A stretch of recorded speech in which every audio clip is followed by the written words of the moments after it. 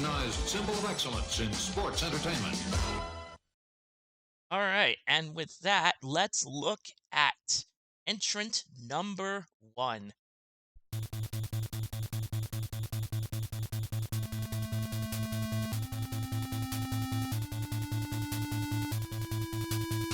Welcome to childhood.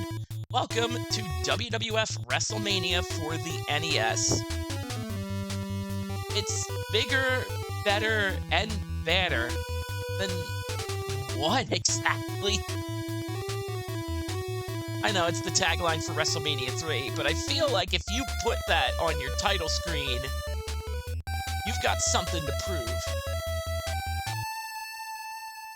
Oh, it definitely doesn't fail in the music department.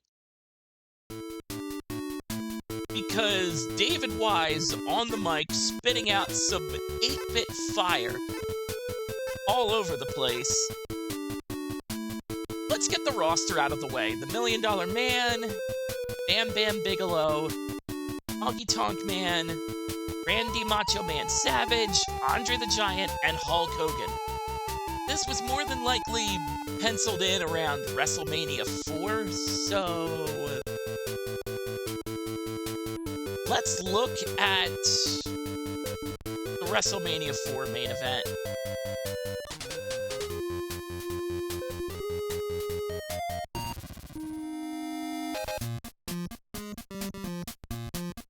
Presentation is definitely up there. The ring descending from the heavens. Superstars look like they do, with the exception of $1 Million Man's overall rotundness. So this game is a bit of walk and brawl. I can obviously run by holding down the A button, but this is your general speed. It's also kind of a punch and kick affair.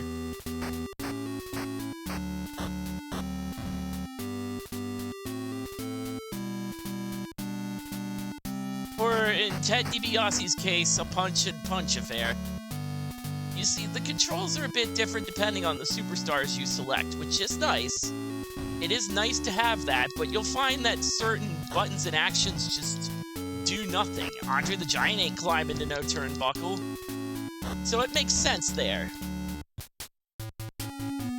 But most wrestlers only get one running attack. If I'm Ted DiBiase here, I do a jump kick when I run. If I press the B button, I stop in place.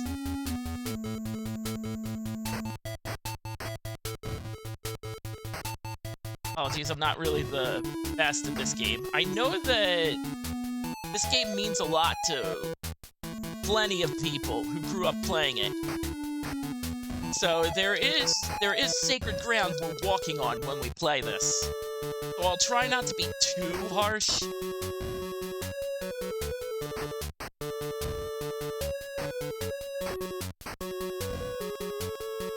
There are power-ups that will fly across left to right, and depending on what they are, only certain superstars can pick them up. I ain't picking up Macho Man's glasses, for example, but Macho Man ain't getting $1 richer.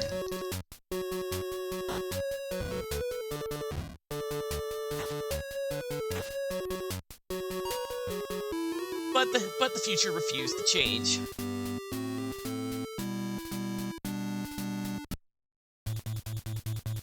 So now, with basic knowledge of how this game look, how it work, let's do a bit of a tournament.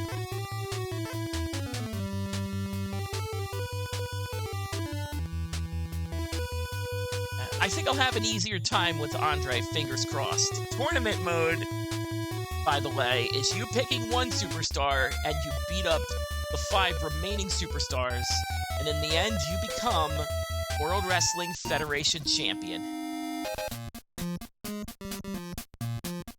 So let's play as the guy who was WWF Champion for 2 minutes. There is one other thing about these controls. When I mentioned that there are controls unique to each superstar, keep that in mind if we get there.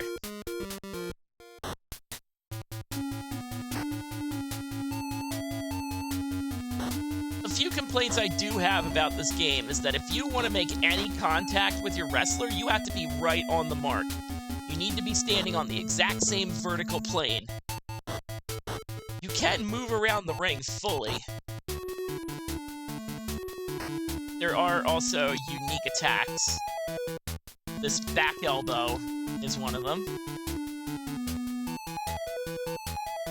And if Mr. DiBiase could line up, Andre the Giant can just pick someone up and toss them. It's not much, but it is some unique offense for Andre. I'm pretty sure a Hulkster can do it too. Because obviously the power of Hulkamania allows him to.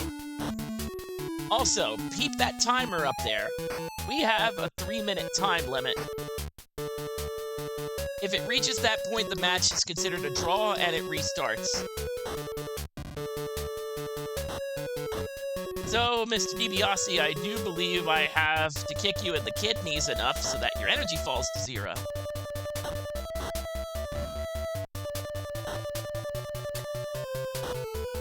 Yeah.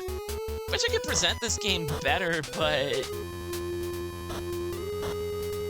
when it comes down to it, your options are mostly limited. So pinning is a bit of a problem, which is what I wanted to get to.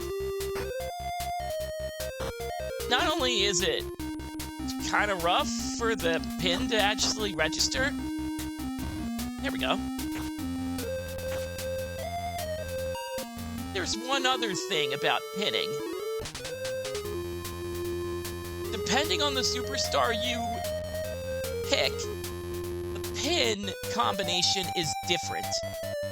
For me, it's B and direction, but if you pick a different superstar, it might be A and direction. So having even basic maneuvers like a pinfall be different depending on the guy you select, you gotta call that out. Yeah. The AI in this game can be fair. There are a few instances of cheapness. They get like 4 back elbows on a row. Like they're playing Street Fighter 2 and mash and jab. But beyond that,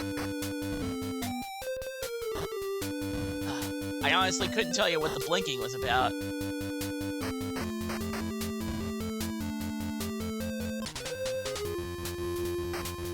I'm afraid you can't pick that up.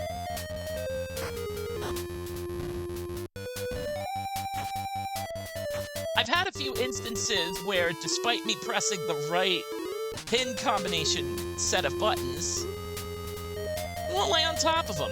Pin just won't work, and you only have a certain amount of time to pin someone, or else they get back up, despite having 0 energy. So you gotta be on your game.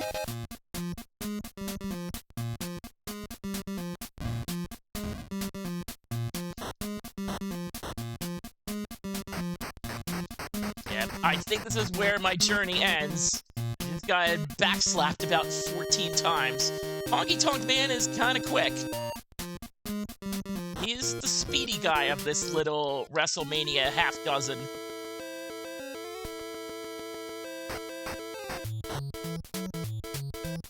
So against Andre the Giant, he doesn't stand a chance. Andre, we'll see.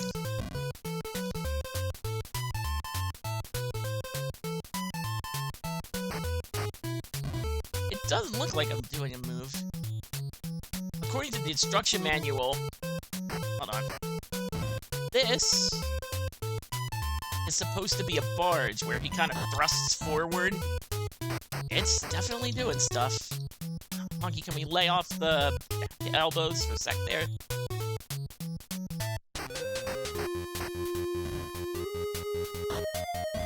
So, fun thing before I die.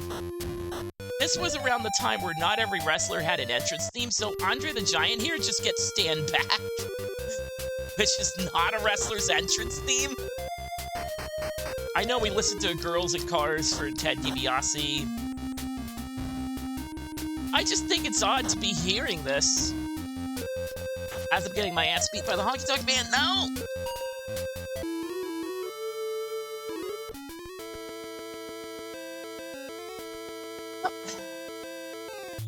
future refused to change. So that is WWF Wrestlemania for the NES.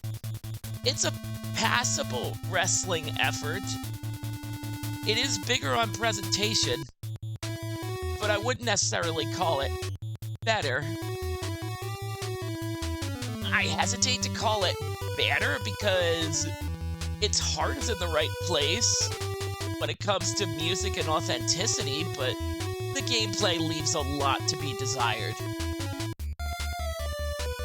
You could get more out of Double Dragon Versus mode, but in Double Dragon Versus mode, you can't play as Hulk Hogan or the Macho Man. So here's to you, WWF Wrestlemania, paving the way for wrestling's future.